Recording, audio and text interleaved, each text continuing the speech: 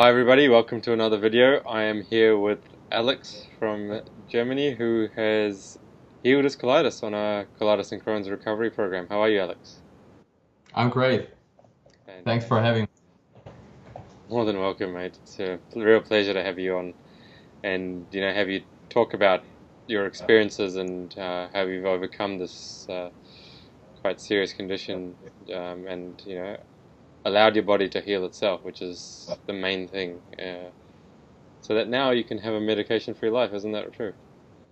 Yeah, that's great. It's awesome.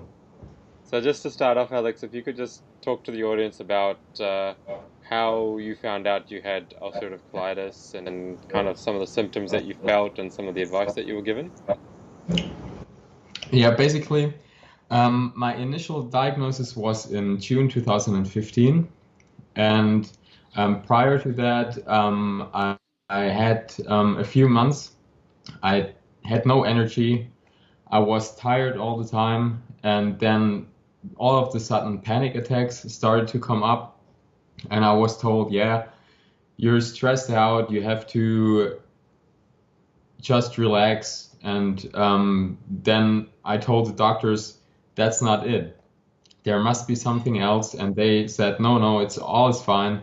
Just relax. And then I think a few weeks later, um, it was the first time I noticed blood.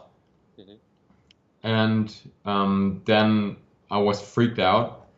And at the time I was in Berlin and I checked into the hospital there, and they first time they made a full checkup, and then they found out I had UC. Hmm. So basically, they started standard treatment with immunosuppressants and all the stuff you get when you start with the basic treatment. Hmm. And this put me into remission Hmm. for almost 2 years. I had almost no symptoms, Hmm. and then it started to come back full force. Were you taking So medication in those 2 years? The whole I time? was, Okay. but it varied between immunosuppressants and the other medication you get.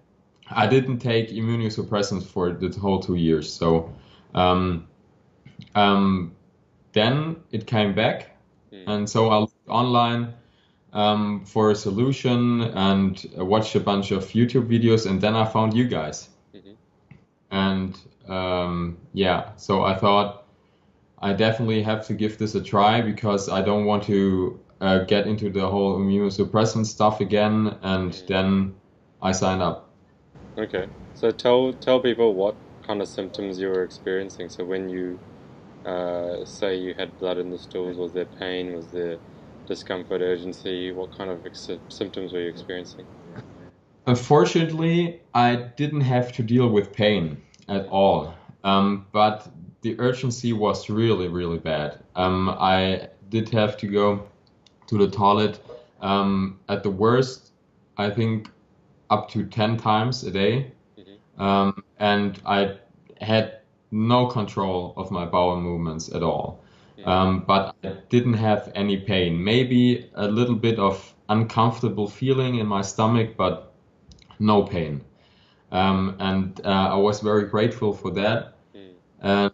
And yeah, blood, always blood in the stool, and yeah, it was um, exhausting. How did it make you feel seeing blood in the stool? I was shocked. It was because I've never really been seriously sick my whole life, and this was the first time actually something um, was, I thought, must be really wrong, Mm. and it turned out to be, unfortunately. So I was scared. I didn't know what's happening next. And is it cancer? I didn't know, so I was really afraid of that. Mm. And what did the doctor tell you apart from, it could be stress related and you've got to take medicine for the rest of your life? What other options were there for you? Um, Basically, they only told me that I should take the medication they prescribe Mm. for the disease, because it's a chronic disease. It won't go away, and I basically will have to deal with this for the rest of my life. So if I don't take the medication, the disease will come back, and it will progress in the colon. So better take the medication. And how did that make you feel? I didn't know what to say, Mm. because it was just surreal at the time to think about that I have to take medication for the rest of my life. Mm. And I still, if I think about it, it's still not. I can't put it into words. Mm. Okay, so you found our program and you joined up. What convinced you to join up, and how did you find us? I mean, obviously on YouTube, but Yeah. what convinced you to join up? When I saw your brother's story, and I thought, like, man, he was in a really, really bad position, Mm. and he came through, and he's now better than ever. Mm. And this I thought, I have to try this. I definitely have to try this. If he can do it, maybe I can try it as well. Mm. And um, unfortunately, I followed it, and yeah, it worked. Yeah, so you had an interesting experience on the program. So how did you find the program, and talk to people about the time where you had some difficult times and thought about giving up, etc. Yeah, the problem was, I went into the program with the wrong mindset. Mm. I was like, I have to try this completely. I start with, I don't know, 20 bananas in the morning, make a smoothie, Mm. and if this doesn't work, this doesn't work for me. Mm. And this is completely wrong. Mm. And I found out after 3 weeks or 4 weeks into the program, I can't see bananas anymore. I can't smell them anymore. I hated this. I hated my kitchen when I walked in and had all the bananas in the kitchen. And I was like, oh, this is, I can't do this anymore. So you really supported me to that through that period, because I called you and you told me, yeah, you have to build up to that, Mm. give your body time, you have to be patient, and I think that's the key. I have to be honest here, I'm not the most patient guy, so this really was a challenge, um, both physically and mentally for me. Mm. So I had to give my body the time to adapt to the new diet. And yeah, I think that's the most important thing. You have to have patience. Mm. And how did you find the program and the support? Awesome. I couldn't have done it without it. So I think this is key. And you don't have to. I was like, I can't ask him again, and I just ask them. They think I'm crazy if I call him again and ask the same stuff again. So I have to do this myself, Mm. and so I think that's wrong. So you have to, if you have any questions, give them a call. They are here to support you, and you can book a meeting. It's no problem at all, and you can message them. They're here for you the whole process. So um, do that. Yeah, it's important to have that support. I think that's the reason Yeah. we started this whole consultancy, because of what we experienced with chemise, and that's why we wanted to help support other people achieve the same result. Yeah. Right, so you've healed, and you've got back to having good bowel movements without any blood, and you've got your life back. What is your life like Yeah. now? It basically, back to before 2015, before I had the disease, or no knew that I had the disease. I have no urgency anymore. It's basically I have my life back without any medication, and that's more. It's just great. I can't say anything else.